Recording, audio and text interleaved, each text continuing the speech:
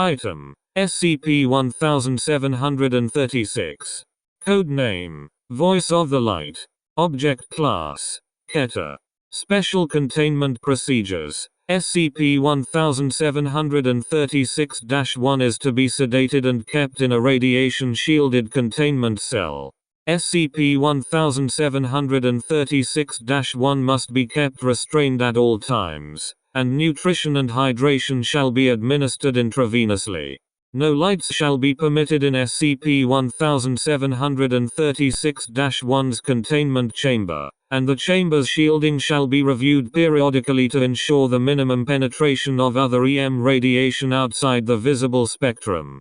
Vital signs of SCP-1736-1 shall be monitored continually, and any life-threatening change in SCP-1736-1's vital signs shall initiate a site-wide Code 1736 Orange Alert until such time as SCP-1736-1 is stabilized or expires.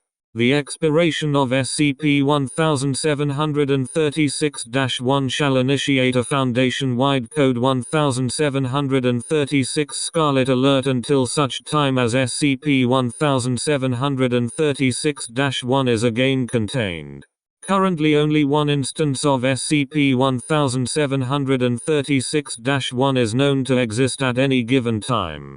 Discovery of any other SCP-1736-1 outside of containment will institute a Foundation-wide Code 1736 Black Alert, and all resources practicable shall be diverted to the immediate capture and containment of all known instances of SCP-1736-1.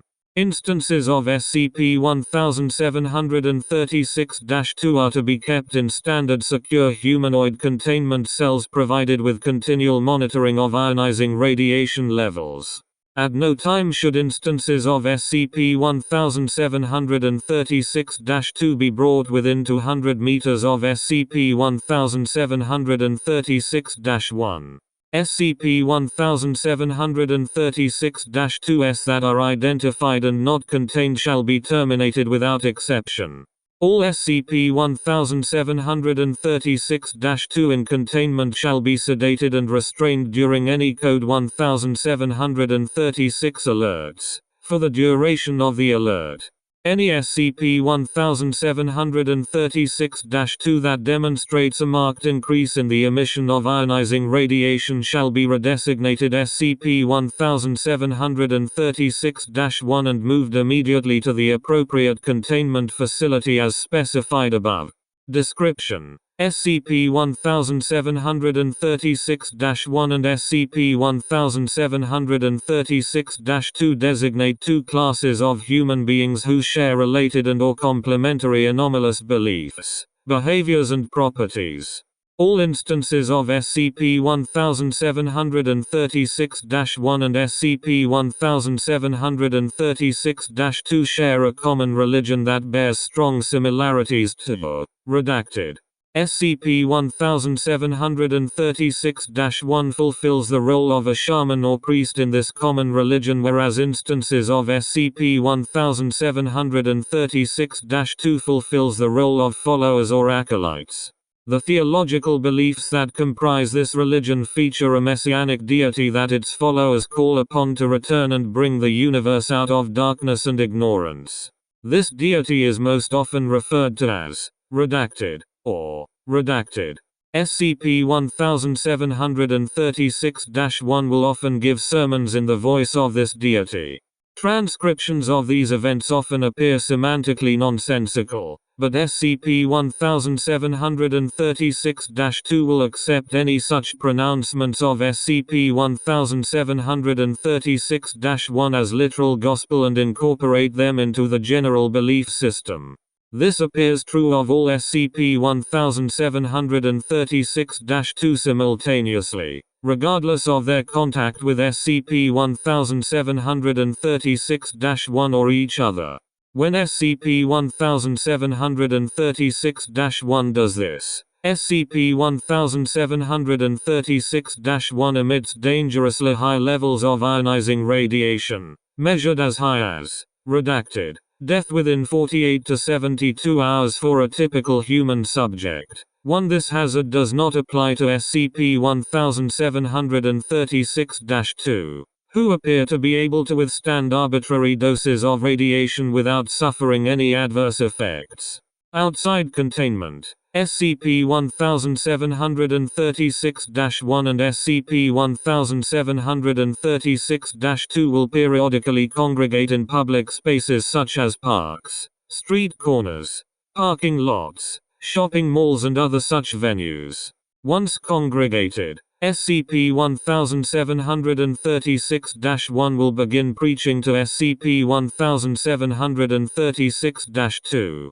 During such an event, approximately 20% of SCP-1736-2 in attendance will attempt to persuade passers-by to come and listen to SCP-1736-1 using language such as, "Come, he brings enlightenment, he is here to lead us away from the darkness," and redacted.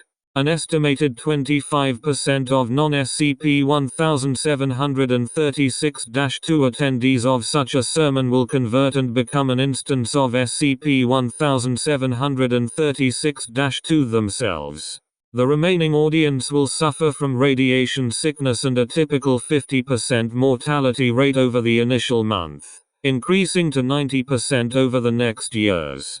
Upon the death of SCP-1736-1, some other, apparently random, instance of SCP-1736-2 will emit a short burst of radiation and thereafter fulfill the role of SCP-1736-1. As of this time there are estimates that between and SCP-1736-2 remain uncontained and at large. Addendum 1. Redacted Level 4 Access Restricted. Document IG-1736-AX1 Level 4 Access Authenticated. Document IG-1736-AX1. Excerpts from Inspector General's report on SCP-1736 to Overwatch Command 20. Interview number 27. Excerpts. Post-recovery background investigation on SCP-1736. Interviewer, Inspector General. Interviewee, Dr. L.W., Foundation Mathematician assigned to SCP-286. Begin log, the 20th of May 2020 1330. IG. Tell me about Dr. Kenneman. Dr. W. He contacted me after the redacted incident. IG. A post-incident debriefing? Dr. W. Yes. IG. You didn't find that odd, at all? He was from a completely different department. Dr. W. After being mind-controlled by some extra-dimensional entity, protocol wasn't high on my list of concerns. He was level 4. He had the right forms. Who was I to question why? IG. What was the focus of the debriefing? Dr. W. He was interested in any spiritual side effects. Interview number 52. Excerpts. Post-recovery background investigation on SCP-1736. Interviewer, Inspector General. Interviewee, Dr. R. Current Director, Site 319. Begin log, the 13th of June 2020 1015. IG. 319 is an alpha-level Keter. Didn't Dr. Kenneman's inquiry raise any security concerns? Dr. R. Not really. The request was just for paperwork and records of some historical import. It'd be different if he had requested access to the skip itself, or even monitoring or containment records. But all he asked about were the text of the journals we recovered with it. IG. So you just handed over all of the Lawhead Smythe journals? Dr. R. Well, we didn't just hand them over. We ran them past site security before we sent facsimiles, and the determination was that there was nothing critical in them. Interview number 98. Excerpts. Post-recovery background investigation on SCP-1736. Interviewer, Inspector General. Interviewee, Mr. D.W., former administrative assistant for Dr. Jeff Kenneman. Begin log, the 21st of June 2020, 1605. IG. Dr. Kenneman made a significant number of requests from other departments, didn't he, Mr. W? Yes, he did. I don't have the exact figures here, but, near the end, dozens. IG. Did you find these requests unusual, Mr. W? I've worked at the Foundation for 30 years. Unusual is a pretty high bar around here. Pretty much all the requests were just for research notes, historical documents, interview logs. Nothing remotely eyebrow-raising. IG. But more than was typical. Mr. W. Typical isn't a word I'd use about our research staff, but yes, more than average. IG. And all these requests were in relation to a fairly limited population of skips, weren't they, Mr. W? He was the project head for SCP-1719, and he believed those other artifacts were all related to it.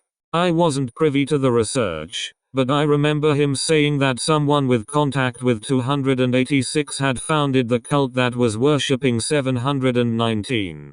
IG. All these related skips. Was 1127 one of them, Mr. W? 1127? I can't say I recall that one. Addendum 2. Redacted Level 4 Access Restricted. Incident Report I-719-5 Level 4 Access Authenticated. Incident Report I-719-5. SCPs involved. SCP-1127. SCP-719. Date: the 23rd of December 2020. Location: SCP-719's Shielded Viewing Area. Site 15. Description: Dr. Jeff Kenneman, project leader for SCP-719 research, oversaw a day of typical testing on SCP-719. Upon conclusion of testing, Dr. Kenneman violated protocol by dismissing the entire research staff early for the holiday, leaving SCP-719 in its testing area. Once alone in the lab, he secured the lab from outside entry and disabled the primary security feed. While no direct record of subsequent events exists, forensic analysis of the lab and monitoring of redacted shows the following sequence of events. 1. The prepping of SCP-719 to record its reception of standard digital input following the normal protocols of SCP-719 testing. 2. The activation of the lab's camera DVD recorder to record SCP-719. 3. The activation of the lab's Blu-ray player as the signal input for SCP-719. 4. The playing of an unauthorized 23-minute recording of SCP-1127-1. 5. Shutdown of SCP-719 and its return to its storage unit. 6. Removal of the DVD recording of SCP-719's modified rebroadcast of SCP-1127-1. Dr. Kenneman left the lab 68 minutes after dismissing his staff. The security breach was not discovered until the 1st of February 2020, after Dr. Kenneman's third straight day of unauthorized absence. Subsequent investigation discovered intentional data corruption of all of Dr. Kenneman's research materials on the Foundation's network. MTF teams were dispatched to Dr. Kenneman's residence, and found no signs of occupancy within the prior month. Both Dr. Kenneman and the missing DVD recording have yet to be recovered. Addendum 3. Redacted Level 4 Access Restricted. Document IG 1736 SX5 Level 4 Access Authenticated. Document IG 1736 S1X5. Excerpts from Inspector General's statement at O5 Council hearing on SCP-1736-20. Distinguished Council members, I am bringing you the conclusion of 12 months of investigation by the Inspector General's office into the disappearance of Dr. Jeff Kenneman and the subsequent appearance of SCP-1736.